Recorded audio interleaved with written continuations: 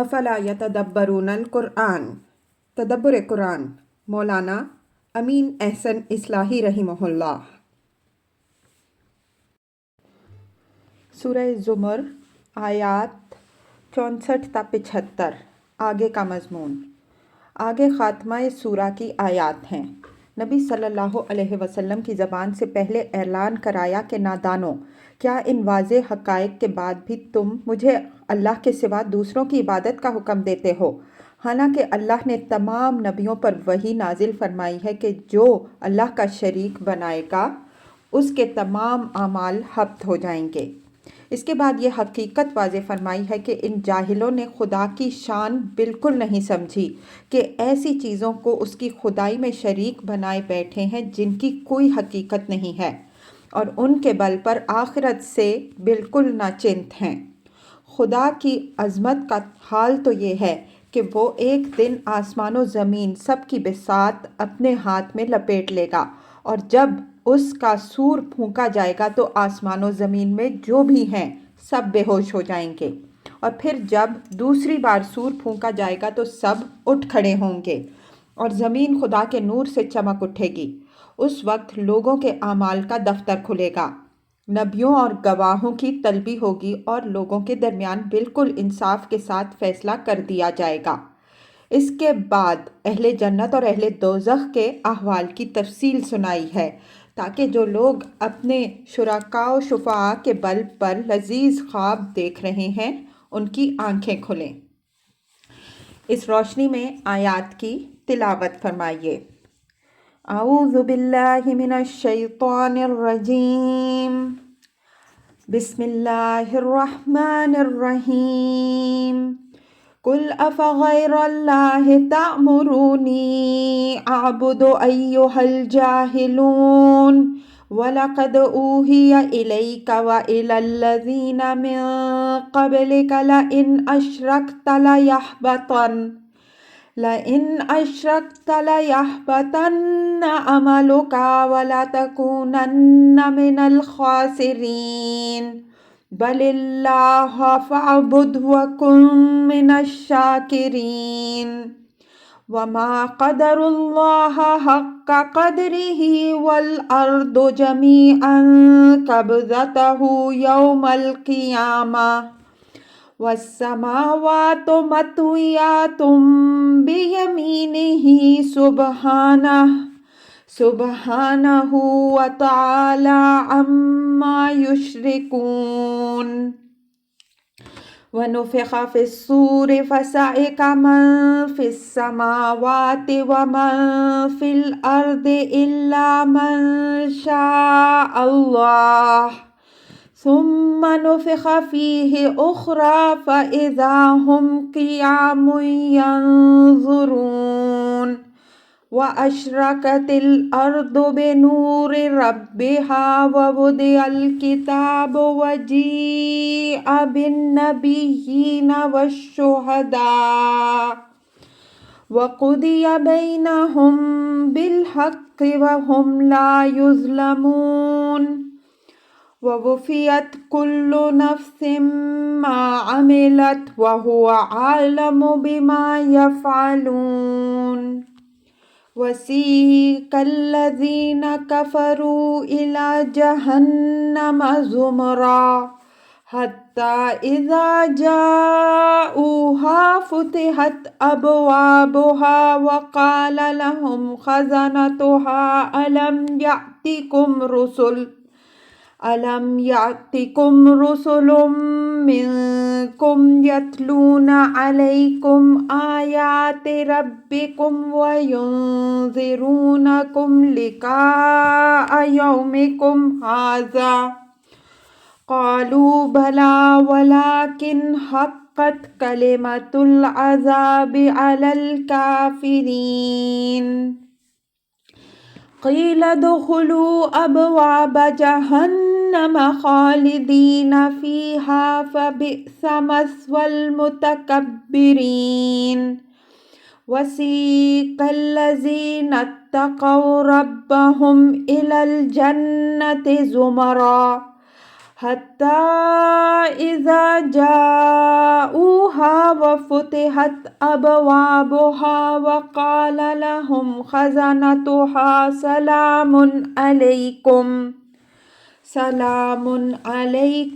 طبتم فادخلوها خالدين وقالوا الحمد لله الذي صدقنا وعده وأورثنا الأرض نتبوأ من الجنة حيث نشاء فنعم أجر العاملين وترى الملائكة حافين من حول العرش يسبحون بحمد ربهم وقضي بينهم بالحق وقيل الحمد لله رب العالمين۔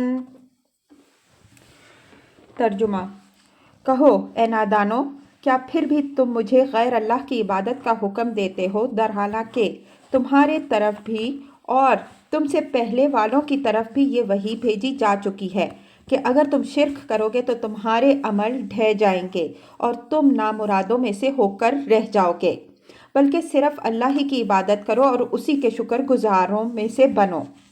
اور ان لوگوں نے خدا کی صحیح قدر نہیں جانی۔ زمین ساری اس کی مٹھی میں ہوگی قیامت کے دن، اور آسمانوں کی بساط بھی اس کے ہاتھ میں لپٹی ہوئی ہوگی۔ وہ پاک اور برتر ہے ان چیزوں سے جن کو یہ شریک بناتے ہیں۔ اور سور پھونکا جائے گا تو آسمانوں اور زمین میں جو بھی ہیں سب بے ہوش ہو کے گر پڑیں گے مگر جن کو اللہ چاہے۔ پھر دوبارہ اس میں پھونکا جائے گا تو دفعتاً وہ کھڑے ہو کر تانکنے لگیں گے، اور زمین اپنے رب کے نور سے چمک اٹھے گی اور رجسٹر رکھا جائے گا اور انبیاء اور گواہ حاضر کیے جائیں گے، اور لوگوں کے درمیان انصاف کے ساتھ فیصلہ کر دیا جائے گا اور ان پر کوئی ظلم نہیں کیا جائے گا، اور ہر جان کو جو کچھ اس نے کیا ہوگا پورا کیا جائے گا، اور خوب وہ جانتا ہے جو کچھ وہ کرتے رہے ہیں۔ اور جن لوگوں نے کفر کیا ہوگا وہ گروہ در گروہ جہنم کی طرف ہانک کر لے جائے جائیں گے، یہاں تک کہ جب وہ اس کے پاس حاضر ہوں گے اس کے دروازے کھول دیے جائیں گے اور اس کے داروغے ان سے پوچھیں گے کہ کیا تمہارے پاس تمہیں میں سے رسول تمہارے رب کی آیتیں سناتے اور اس دن کے ملاقات سے ڈراتے نہیں آئے؟ وہ کہیں گے کہ ہاں آئے تو صحیح، پر کافروں پر کلمہ عذاب پورا ہو کر رہا۔ کہا جائے گا کہ جہنم کے دروازوں میں داخل ہو جاؤ، اس میں ہمیشہ رہنے کے لیے، پس کیا ہی برا ٹھکانہ ہے متکبروں کا۔ اور جو لوگ اپنے رب سے ڈرتے رہے وہ گروہ در گروہ جنت کی طرف لائے جائیں گے، یہاں تک کہ جب وہ اس کے پاس آئیں گے اور اس کے دروازے کھول دیے جائیں گے اور اس کے پاسبان ان سے کہیں گے السلام علیکم، شاد رہو، بس اس میں داخل ہو جاؤ ہمیشہ کے لیے۔ اور وہ کہیں گے کہ شکر ہے اس اللہ کے لیے جس نے ہم سے اپنا وعدہ سچ کر دکھایا اور ہم کو ارض جنت کا وارث بنایا، ہم جنت میں جہاں چاہیں برا جمع ہوں، بس کیا ہی خوب صلہ ہے نیک عمل کرنے والوں کا۔ اور تم فرشتوں کو دیکھو گے کہ عرش الہی کے گرد گھیرے ہوئے اپنے رب کی تسبیح اس کی حمد کے ساتھ کرتے ہوئے، اور لوگوں کے درمیان ٹھیک ٹھیک فیصلہ کر دیا جائے گا اور کہا جائے گا کہ شکر کا سزاوار اللہ ہے، عالم کا خداوند۔ الفاظ کی تحقیق اور آیات کی وضاحت۔ قُلْ أَفَغَيْرَ اللَّهِ تَأْمُرُونِي أَعْبُدُ أَيُّهَا الْجَاهِلُونَ۔ جاہل اس کو کہتے ہیں جو علم اور عقل کے بجائے جذبات اور خواہشات کی پیروی کرتا ہے۔ فرمایا کہ ان جاہلوں سے پوچھو کہ تمام دلائل و شواہد تو اس بات کے حق میں ہے کہ ہر چیز کا خالق اللہ ہے اور اسی کے قبضہ میں تمام آسمانوں اور زمین کی کنجیاں ہیں، تو کیا پھر بھی تم لوگ مجھ سے اس بات کے لیے ضد کرتے رہو گے کہ میں اللہ کے سوا دوسری چیزوں کی عبادت کروں؟ اوپر یہ بات گزر چکی ہے کہ مشرکین حضرت صلی اللہ علیہ وسلم کو اپنے معبودوں سے ڈراتے تھے کہ اگر آپ صلی اللہ علیہ وسلم نے دین آبائی کی مخالفت نہ چھوڑی تو ان کے معبودوں کے عتاب میں آ جائیں گے۔ اسی بات کی طرف اشارہ کرتے ہوئے ان سے بانداز اعلان برات سوال کیا گیا ہے کہ کیا ان واضح حقائق کے بعد بھی تم لوگ مجھ سے یہ مطالبہ کرتے رہو گے کہ میں تمہارے بتوں کا پجاری بن جاؤں؟ وَلَقَدْ أُوحِيَ إِلَيْكَ وَإِلَى الَّذِينَ مِن قَبْلِكَ لَئِنْ أَشْرَكْتَ لَيَحْبَطَنَّ عَمَلُكَ وَلَتَكُونَنَّ مِنَ الْخَاسِرِينَ بَلِ اللَّهَ فَاعْبُدْ وَكُن مِنَ الشَّاكِرِينَ۔ یہ ان لوگوں کو جواب دیا ہے، اور چونکہ ان کی بات بالکل جاہلوں کی بات تھی اس وجہ سے ان کو خطاب نہیں کیا، بلکہ اپنے پیغمبر کو خطاب کر کے ان کو بات سنا دی۔ فرمایا کہ یہ جاہل لوگ تم سے شرک کے لیے ضد کر رہے ہیں، حالانکہ تمہاری طرف بھی اور تم سے پہلے بھی جو نبی اور رسول گزرے ہیں ان سب کی طرف یہ وحی ہو چکی ہے کہ اگر تم نے شرک کیا تو تمہارے عمل حبط ہو جائیں گے اور تم نامرادوں میں سے ہو کر رہ جاؤ گے۔ فلاح کی راہ صرف یہ ہے کہ تم اللہ ہی کی بندگی کرو اور اس کے شکر گزار بندوں میں سے بنو۔ حبط عمل سے مراد یہ ہے کہ شرک کے ساتھ جو عمل اللہ کے لیے بھی کیے جاتے ہیں وہ بھی ضائع اور لا حاصل ہو کر رہ جاتے ہیں۔ اللہ تعالیٰ کسی مشرک کے عمل کو قبول نہیں کرتا، وہ صرف اپنے ان بندوں کی نیکیاں قبول فرماتا ہے جو کسی کو اس کا شریک نہیں بناتے۔ بَلِ اللَّهَ فَاعْبُدْ وَكُن مِنَ الشَّاكِرِينَ، یہ اس حقیقت کی طرف اشارہ ہے کہ اللہ تعالیٰ کی شکر گزاری کا جو حق اس کے ہر بندے پر واجب ہے وہ صرف اسی صورت میں ادا ہوتا ہے جب بندہ صرف اللہ ہی کی بندگی کرتا ہے۔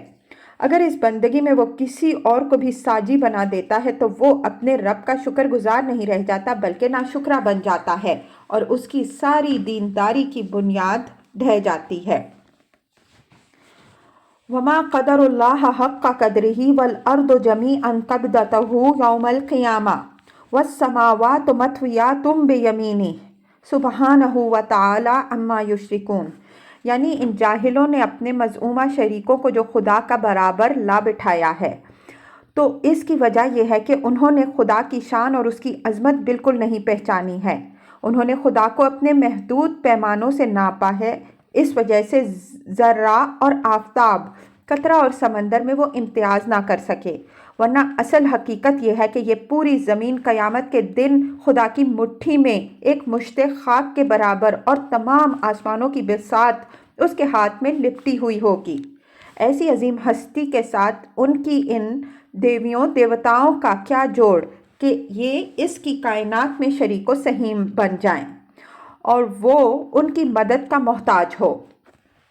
قبضتہ اتنی چیز کو کہتے ہیں جو ایک بار مٹھی میں اٹھا لی جائے۔ سبحانہ وتعالی عما یشرکون، یعنی اللہ تعالیٰ کی عظیم ذات ان چیزوں سے پاک اور بلند ہے جن کو یہ جاہل لوگ سب کا شریک بنائے ہوئے ہیں۔ یہ نسبتیں اس کی پاکی و تقدس کے بھی منافی ہیں اور اس کی عظمت و کبریائی کے بھی۔ وَنُفِخَ فِي الصُّورِ فَصَعِقَ مَن فِي السَّمَاوَاتِ وَمَن فِي الْأَرْضِ إِلَّا مَن شَاءَ اللَّهُ ثُمَّ نُفِخَ فِيهِ أُخْرَىٰ فَإِذَا هُمْ قِيَامٌ يَنظُرُونَ۔ یہ اسی مضمون کی مزید توضیح ہے کہ یہ مشرکین اپنے معبودوں سے متعلق یہ فرض کیے ہوئے بیٹھے ہیں کہ ان کو اللہ کے ہاں بڑا تقرب حاصل ہے، وہ اپنے پجاریوں کے لیے یہ کریں گے اور خدا نے ان پر ہاتھ ڈالا تو وہ اپنے زور و اثر سے ان کو چھڑا لیں گے۔ حالانکہ قیامت کے دن ساری خدائی کا حال یہ ہوگا کہ جب پہلی بار سور پھونکا جائے گا تو سب بے ہوش ہو کر گر پڑیں گے، صرف وہی لوگ اس سے محفوظ رہیں گے جن کو اللہ تعالیٰ محفوظ رکھنا چاہے گا۔ پھر دوسرا سور پھونکا جائے گا تو سب اٹھ کھڑے ہوں گے اور وہ حیرت سے تاکتے ہوں گے۔ مطلب یہ ہے کہ جس دن کی ہولناکی کا یہ عالم ہے اس دن کس کی مجال ہے کہ خدا کے آگے ناز و تدلل کے ساتھ بڑھ کر کسی کی وکالت یا سفارش کر سکے، اور جس خدا کی عظمت کا یہ حال ہے کہ اس کے ایک نفخہ صور سے ساری خدائی بے ہوش ہو جائے اور پھر ساری خدائی بیدار ہو جائے، کون ہے جو اس کا ہمسر بننے کا مدعی ہو سکے گا؟ الا من شاء اللہ کے استثناء سے یہ بات نکلتی ہے کہ کچھ لوگ اس دن اس عام بے ہوشی سے محفوظ رہیں گے۔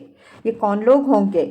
اس کا کوئی قطعی جواب دینا مشکل ہے۔ البتہ آگے آیت 75 سے یہ اشارہ نکلتا ہے کہ جو ملائکہ عرش الہی کے ارد گرد اللہ کی حمد و تسبیح میں مصروف ہوں گے وہ اس سے محفوظ رہیں گے۔ یہ محض ایک اشارہ ہے، اس پر مجھے جزم نہیں ہے۔ آیت کی تفسیر کرتے ہوئے اس اشارے کے بعض قرائن کی طرف توجہ دلاؤں گا۔ وَأَشْرِقَتِ الْأَرْضُ بِنُورِ رَبِّهَا وَجِيءَ بِالنَّبِيِّينَ وَالشُّهَدَاءِ وَقُضِيَ بَيْنَهُم بِالْحَقِّ وَهُمْ لَا يُظْلَمُونَ۔ ارض سے مراد وہ زمین ہے جو نئے نوامیس اور قوانین کے ساتھ قیامت کے دن ظہور میں آئے گی۔ آیت یوم تبدل الارض غیر الارض ابراہیم 48 میں اسی کا ذکر ہے۔ ہماری یہ زمین سورج کی روشنی سے روشن ہوتی ہے، اس وجہ سے اس میں ہمارا مشاہدہ صرف محسوسات و مرئیات تک محدود ہے، لیکن وہ زمین اللہ کے نور سے روشن ہوگی، اس وجہ سے اس میں تمام معنی اور حقائق بھی لوگوں کے سامنے آ جائیں گے۔ اس نور کی حقیقت و نوعیت یہاں واضح نہیں فرمائی۔ اس کی وجہ یہ ہے کہ اس کی کمیت و کیفیت کی تعبیر سے ہماری زبان قاصر ہے، لیکن اس کے اثرات کی طرف قرآن نے جگہ جگہ اشارہ فرمایا ہے۔ مثلا سورہ قاف میں ہے لَقَدْ كُنْتَ فِي غَفْلَةٍ مِّنْ هَٰذَا فَكَشَفْنَا عَنْكَ غِطَاءَكَ فَبَصَرُكَ الْيَوْمَ حَدِيدٌ۔ تم اس سے غفلت میں پڑے رہے تو ہم نے تمہارے سامنے سے پردہ ہٹا دیا تو آج تمہاری نظر بہت تیز ہے۔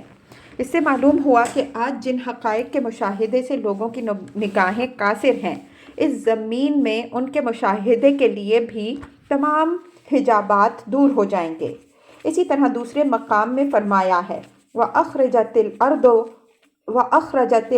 أَثْقَالَهَا وَقَالَ الْإِنسَانُ مَا لَهَا يَوْمَئِذٍ تَحَدَّثُ أَخْبَارَهَا بِأَنَّ رَبَّكَ أَوْحَىٰ لَهَا۔ الزلزال 3-5۔ اور زمین اپنے سارے بوجھ ظاہر کر دے گی اور انسان کہے گا اسے کیا ہو گیا۔ اس دن وہ اپنی ساری سرگزشتیں سنائے گی بوجہ اس کے کہ اس کے رب نے اس کو وحی کی ہوگی۔ اگرچہ یہ حقائق آج بھی اہل بصیرت سے مخفی نہیں ہیں، لیکن جن آنکھوں پر پٹیاں بندھی ہوئی ہیں وہ ان کو دیکھ نہیں سکتی، لیکن اس دن اللہ تعالیٰ کی روشنی سے وہ اس طرح جگمگا اٹھیں گے کہ وہ لوگ بھی ان کو دیکھ اور سن لیں گے جو آج ان سے اندھے اور بہرے بنے ہوئے ہیں۔ وَوُضِعَ الْكِتَابُ وَجِيءَ بِالنَّبِيِّينَ وَالشُّهَدَاءِ وَقُضِيَ بَيْنَهُم بِالْحَقِّ وَهُمْ لَا يُظْلِمُونَ۔ یہ اسی نور رب کے ظہور کے اثرات کی طرف اشارہ ہے کہ جس جزا اور سزا سے لوگوں کو ڈرایا جا رہا ہے لیکن لوگوں کی سمجھ میں بات نہیں آ رہی، اس دن اس حقیقت سے پردہ اٹھ جائے گا، کتاب سامنے رکھی جائے گی۔ کتاب سے مراد قرینہ دلیل ہے کہ لوگوں کے اعمال کا دفتر ہے۔ انبیاء اور گواہوں کی پیشی کا ذکر قرآن کے دوسرے مقامات میں تفصیل سے ہے کہ اللہ تعالیٰ انبیاء علیہم السلام سے اس دن ان کی امتوں کے مقابل میں گواہی دلوائے گا کہ انہوں نے لوگوں کو کیا تعلیم دی اور لوگوں نے اس کا کیا جواب دیا۔ سورہ مائدہ میں اس کی تفصیل گزر چکی ہے۔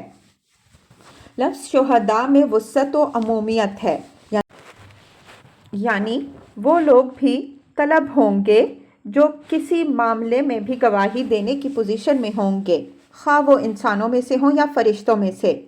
اس امت کی حیثیت چونکہ شہداء اللہ فی الارض کی ہے، اس وجہ سے اس کے مجددین اور صدیقین بھی طلب ہوں گے اور ان سے پوچھا جائے گا کہ انہوں نے لوگوں کو کیا بتایا اور سکھایا اور لوگوں نے اس کا کیا جواب دیا۔ اس عدالت و شہادت اور اس طلبی و روبکاری کے بعد لوگوں کے درمیان بالکل انصاف کے ساتھ فیصلہ کر دیا جائے گا اور کسی کے ساتھ ذرا بھی ناانصافی نہیں کی جائے گی۔ وَوُفِّيَتْ كُلُّ نَفْسٍ مَّا عَمِلَتْ وَهُوَ عَالِمٌ بِمَا يَفْعَلُونَ۔ یہ وَهُمْ لَا يَظْلِمُونَ کی وضاحت ہے کہ ہر ایک کو وہی دیا جائے گا جو اس نے کیا ہوگا اور پورا پورا دیا جائے گا، اس میں کوئی کمی بیشی نہیں کی جائے گی، اس وجہ سے کسی ناانصافی کا کوئی سوال نہیں ہے۔ ہر ایک اپنی ہی بوئی ہوئی فصل کاٹے گا اور اپنے ہی لگائے ہوئے درخت کا پھل چکھے گا۔ وَهُوَ أَعْلَمُ بِمَا يَفْعَلُونَ، اور اس کا بھی کوئی امکان نہیں ہے کہ خدا کسی کا کوئی عمل بھول جائے۔ لوگ جو کچھ کر رہے ہیں وہ اس سے اچھی طرح واقف ہے اور ہر چیز اس کے واضح رجسٹر میں درج ہے۔ اس ساری تفصیل سے مدعا مشرکین کی آنکھیں کھولنا ہے کہ وہ کیا آرزوئیں لیے بیٹھے ہیں اور اصل حقیقت کیا ہے جس سے سب کو لازماً دوچار ہونا ہے۔ وَسِيقَ الَّذِينَ كَفَرُوا إِلَى جَهَنَّمَ زُمَرًا حَتَّى إِذَا جَاءُوهَا فُتِحَتْ أَبْوَابُهَا وَقَالَ لَهُمْ خَزَنَتُهَا أَلَمْ يَأْتِكُمْ رُسُلٌ مِّنكُمْ يَتْلُونَ عَلَيْكُمْ آيَاتِ رَبِّكُمْ وَيُنذِرُونَكُمْ لِقَاءَ يَوْمِكُمْ هَٰذَا قَالُوا بَلَىٰ وَلَٰكِنْ حَقَّتْ كَلِمَةُ الْعَذَابِ عَلَى الْكَافِرِينَ۔ الذین کفروا سے مراد وہی مشرکین ہیں جن کا ذکر اوپر سے چلا آ رہا ہے۔ شرک، جیسا کہ اس کے محل میں ہم وضاحت کر چکے ہیں، کفر ہے۔ اس لیے خدا کو ماننا صرف وہ معتبر ہے جو توحید خالص کے ساتھ ہو۔ اگر اس میں شرک کی آمیزش ہو جائے تو پھر یہ کفر ہی کے حکم میں داخل ہے۔ اوپر کی آیت میں جس عدالت و شہادت کا ذکر ہوا ہے یہ اس کا انجام بیان ہو رہا ہے کہ اس کے بعد وہ سارے لوگ جنہوں نے کفر کیا ہوگا گروہ در گروہ جہنم کی طرف ہانک کر لے جائے جائیں گے۔ جب وہ اس کے پاس پہنچیں گے تو اس کے دروازے ان کے لیے کھول دیے جائیں گے۔ دوسرے مقام میں یہ تصریح ہے کہ اس کے 7 دروازے ہوں گے اور ہر دروازے سے داخل ہونے والے اپنے جرائم کی حیثیت و نوعیت کے اعتبار سے الگ الگ حصوں میں تقسیم ہوں گے۔ وَقَالَ لَهُمْ خَزَنَتُهَا الآیہ، ان شامت زدوں کو دیکھ کر جہنم کے داروغے ان کو ملامت کریں گے کہ بدبختوں، کیا تم کو اس دن کی ہولناکی سے آگاہ کرنے کے لیے تمہارے پاس رسول نہیں آئے تھے کہ تم نے یہ شامت بلائی؟ وہ اپنے جرم کا اقرار کریں گے کہ رسول تو ضرور آئے، لیکن ہماری بدبختی کے سبب سے اللہ کا فیصلہ عذاب جو کافروں کے باب میں ہو چکا تھا وہ پورا ہو کے رہا۔ کلمۃ العذاب سے مراد، جیسا کہ اس کے محل میں وضاحت ہو چکی ہے، اللہ تعالیٰ کا وہ کلی فیصلہ ہے جو اس نے ابلیس کے چیلنج کے جواب میں اس کو سنا دیا تھا کہ جو تیری پیروی کریں گے تجھ کو اور ان سب کو جہنم میں بھر دوں گا۔ یہاں صرف اللہ تعالیٰ کے فیصلے کا حوالہ ہے۔ دوسرے مقامات میں یہ تفصیل بھی ہے کہ وہ نہایت واضح الفاظ میں اپنے جرم کا اقرار کریں گے۔ سورہ ملک میں ہے، کلما القی فیہا فوج سألہم خزنتہا الم یأتکم نذیر قالوا بلی قد جاءنا نذیر فکذبنا وقلنا ما نزل اللہ من شیء ان انتم الا فی ضلال کبیر وقالوا لو کنا نسمع او نعقل ما کنا فی اصحاب السعیر۔ آیات 8 تا 10۔ جب ان کی کوئی بھیڑ جہنم میں جھونکی جائے گی اس کے داروغے ان سے سوال کریں گے، کیا تمہارے پاس کوئی آگاہ کرنے والا نہیں آیا تھا؟ وہ جواب دیں گے کہ ایک آگاہ کرنے والا آیا تو صحیح، لیکن ہم نے اس کو جھٹلا دیا اور کہہ دیا کہ خدا نے کوئی چیز بھی نہیں اتاری۔ تم لوگ بس ایک بہت بڑی گمراہی میں ہو۔ اور وہ اعتراف کریں گے کہ اگر ہم سننے اور سمجھنے والے ہوتے تو دوزخ والوں میں سے نہ بنتے۔ قیل ادخلوا ابواب جہنم خالدین فیہا فبئس مثوی المتکبرین۔ ان کے اس جواب کے بعد ان سے کہا جائے گا کہ اب جہنم کے دروازوں میں داخل ہو جاؤ، اور یہ داخل ہونا ابدی ہے۔ فبئس مثوی المتکبرین، متکبرین سے ظاہر ہے کہ وہی لوگ مراد ہیں جن کا ذکر اوپر سے چلا آ رہا ہے۔ اس صفت سے ان کے اصل سبب اعراض و انکار پر روشنی پڑتی ہے کہ انہوں نے محض بربنائے تکبر حق سے اعراض کیا اور اس ٹھکانے کے سزاوار ٹھہرے جو متکبرین کے لیے خاص ہے۔ وَسِيقَ الَّذِينَ اتَّقَوْا رَبَّهُمْ إِلَى الْجَنَّةِ زُمَرًا حَتَّى إِذَا جَاءُوهَا وَفُتِحَتْ أَبْوَابُهَا وَقَالَ لَهُمْ خَزَنَتُهَا سَلَامٌ عَلَيْكُمْ طِبْتُمْ فَادْخُلُوهَا خَالِدِينَ۔ لفظ سیکھ کسی چیز کو دوسری چیز کی طرف ہانک کر لے جانے کے معنی میں آتا ہے۔ یہ اچھے اور برے دونوں محل میں استعمال ہو سکتا ہے۔ साजगार हवाएं अबर रहमत को मरगज़ारों और चमनिस्तानों की तरफ ले जाती हैं तो उसके लिए भी ये लफ्ज़ इस्तेमाल होता है। और अहले दोज़ख जहन्नुम की तरफ जो हाँक कर ले जाए जाएंगे उसके लिए भी ये ऊपर वाली आयत में इस्तेमाल हुआ। इस आयत में ये अच्छे मानों में इस्तेमाल हुआ है, इसलिए कि उनके आगे और पीछे और दाएं और बाएं हर तरफ खुदा के फरिश्ते होंगे जो अपने जलू और अपनी रहनुमाई और हिफाजत में उनको जन्नत की तरफ ले जाएंगे। इस आयत में जवाब शर्त महजूफ है। इसकी मिसाल सूरह साफ़ात की आयत 103 ता 105 में गुजर चुकी हैं। वहाँ हमने उसके मौका महल और उसकी बलागत पर गुफ्तगू की है। बाज़ औक़ात जवाब शर्त की नौइयत ऐसी होती है कि अल्फाज उसकी ताबीर से कासिर होते हैं, ऐसे मौक़े में इसको हज़फ कर देते हैं। तिब तुम खैर मकदम के कलिमात हैं, जिस तरह हम कहते हैं खुश रहो, शाद आबाद रहो, फलो फूलो। अल्लज़ीना नत्तक़ौ यहाँ अल्लज़ीना कफ़रू के मुकाबिल में इस्तेमाल हुआ है, जिससे इस हकीकत की तरफ इशारा मकसूद है कि उनके अंदर तक़वा मौजूद था। इस वजह से ये तकब्बुर में मुब्तला नहीं हुए, बल्कि अल्लाह के रसूलों की बात उन्होंने सुनी और मानी। फरमाया कि ये लोग मलाइका के जलू में जन्नत में ले जाए जाएंगे, यहाँ तक कि जब उसके दरवाजे उनके लिए खोल दिए जाएंगे और उसके पासबान इनको सलाम व तहय्यत के साथ खैर मकदम करें, तब उनको जो कुछ हासिल होगा उसका अंदाज़ा आज कौन कर सकता है। ला तालमु नफ्सुम मा खफिया लहुम मिन कुर्रति आयुन, ला तालमु नफ्सुम मा अख्फिया लहुम मिन कुर्रति आयुनिन वक़ालुल हम्दुलिल्लाहिल्लज़ी सदक़ना वअदहु व औरसनल अर्द नतबव्वअु मिनल जन्नति हैसु नशा फ़निअमा अजरुल आमिलीन। अर्द से मुराद यहाँ वही अर्ज़े जन्नत है जिसका ज़िक्र ऊपर आयत 69 में गुज़र चुका। इस आयत में इसके अर्ज़े जन्नत होने की तस्रीह हो गई। अहले जन्नत जब अपनी आँखों से देख लेंगे कि अल्लाह ताला ने अपने नबियों और रसूलों के ज़रिए से जो वादे किए थे वो एक एक करके सब पूरे कर दिए गए, तो उनकी ज़बान पर बेसाख्ता कलिमाए शुक्र जारी हो जाएगा कि इस अल्लाह के लिए शुक्र है जिसने हमसे अपने तमाम वादे पूरे किए और हमको अर्ज़े जन्नत का वारिस बनाया। हम इसमें जहाँ चाहे फ़रोकश हों। वारिस बनाने में एक लतीफ़ तलमीह इस बात की तरफ है कि ये जन्नत हमारे बाप आदम अलैहिस्सलाम को मिली थी, लेकिन शैतान ने उनको वरगला कर इससे महरूम कर दिया था और उसको दोबारा हासिल करने के लिए अल्लाह ताला ने यह शर्त ठहराई थी कि औलादे आदम दुनिया में जाकर शैतान से मुकाबला करे, तो जो शैतान से जीत जाएंगे वो इस जन्नत के वारिस ठहरेंगे और जो शैतान के फितनों में फंस जाएंगे वो शैतान के साथ दोज़ख में पड़ेंगे। मतलब ये है कि ये अल्लाह ताला का शुक्र है कि इस इम्तिहान में हमको कामयाबी हासिल हुई और हमने अपने बाप की खोई हुई जन्नत फिर हासिल कर ली। नतबव्वअु मिनल जन्नति हैसु नशा।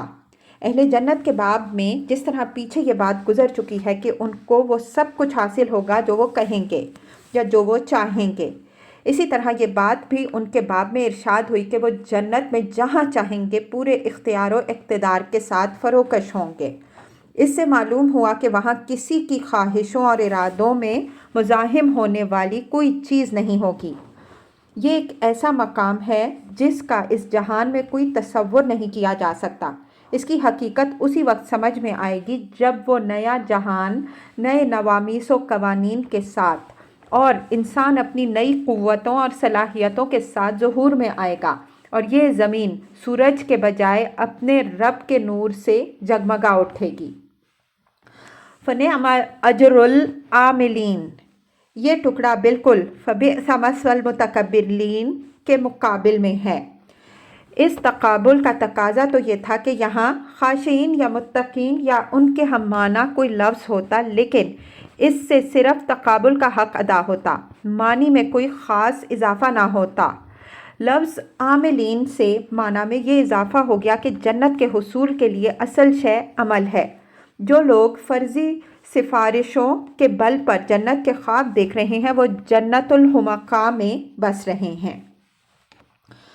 वतरल मलाइकता हाफीना मिन हौलिल अर्श युसब्बिहूना बिहम्दि रब्बिहिम वक़ुदिया बैनहुम बिल हक़ वक़ील अल्हम्दुलिल्लाहि रब्बिल आलमीन। करीना दलील है कि ये ऊपर आयत 69 व अशरकतिल अर्दो बिनूर रब्बिहा इलल आया से मुत्तसिल है, और मलाइका से मुराद हामिलीन अर्श हैं और उनके ज़ुमरा के मलाइका हैं। जैसा कि हाफीना मिन हौलिल अर्श के अल्फाज से नुमाया होता है। इनका ज़िक्र आगे वाली सूरह मोमिन में इन अल्फाज से आया है। अल्लज़ीना यहमलूनल अर्श व मन हौलहु युसब्बिहूना बिहम्दि रब्बिहिम व युमिनूना बिहि व यस्तगफिरूना लिल्लज़ीना आमनू रब्बना वसिअता कुल्ला शैइन रहमतन व इल्मा फ़ग़फ़िर लिल्लज़ीना ताबू वत्तबऊ सबीलिक वक़िहिम अज़ाबल जहीम। आयत 7। जो अर्श को उठाए हुए और उसके इर्द गिर्द हैं, वो अपने रब की उसकी हम्द के साथ तस्बीह करते हैं और उस पर ईमान रखते हैं, और वो ईमान वालों के लिए इस्तिग़फ़ार करते हैं कि ए हमारे परवरदिगार, तेरा इल्म और तेरी रहमत हर चीज़ को मुहीत है। तू उन लोगों की मग़फ़रत फरमा जिन्होंने तौबा कर ली और तेरी राह के पैरों बन गए, और उनको अज़ाब जहन्नुम से बचा ले। इस शहादत व अदालत के दिन फ़रिश्तों का जो हाल होगा, ये उसका ज़िक्र है, ताकि मुशरिकीन पर जिनका सारा एतमाद फ़रिश्तों की सिफारिश ही पर है, ये वाज़ेह हो जाए कि उस दिन के हौल से वो भी हरासा और अर्श के पास सिमटे हुए अपने रब की तस्बीह में मशगूल होंगे। वाज़ेह रहे कि ये हाल उन फ़रिश्तों का बयान हो रहा है जिनकी हैसियत हामिलीन अर्श इलाही की है। फिर उन आम फ़रिश्तों का क्या हाल होगा जिनका ये मर्तबा नहीं है। मतलब ये है कि बड़े से बड़े फ़रिश्तों को भी उस दिन अपनी पड़ी होगी, वो दूसरों के कज़िये भला क्या नबेड़ेंगे। वक़ुदिया बैनहुम बिल हक़, यानी लोगों के दरमियान बिल्कुल हक़ को अदल के मुताबिक फ़ैसला कर दिया जाएगा। किसी की मदाखलत व सिफारिश की नौबत ना आएगी और ना कोई मदाखलत की जुर्रत कर सकेगा। वकील अल्हम्दुलिल्लाहि रब्बिल आलमीन, यानी उस कामिल अदल व रहमत के ज़हूर के बाद हर गोशे से ये सदा बुलंद होगी कि शुक्र का सज़ावार है अल्लाह, आलम का खुदावंद। यानी अहले ईमान भी ये सदा बुलंद करेंगे और हामिलीन अर्श मलाइका भी इनकी हमनवाई करेंगे। इस आयत से मालूम हुआ कि अल्लाह ताला को जो चीज़ सज़ावार हम्द शुक्र बनाती है, वो उसका अदल और नेक व बद के दरमियान उसका फ़र्क व इम्तियाज़ है। अगर ये चीज़ ना हो तो ये दुनिया एक अंधेर नगरी है, और एक अंधेर नगरी के खालिक को कोई हम्द शुक्र का सज़ावार नहीं मान सकता। क़यामत के दिन जब उसके कामिल अदल और उसकी कामिल रहमत का ज़हूर होगा, तब हर एक का तरद्दुद दूर हो जाएगा और हर गोशे से उसकी हम्द का तराना बुलंद होगा।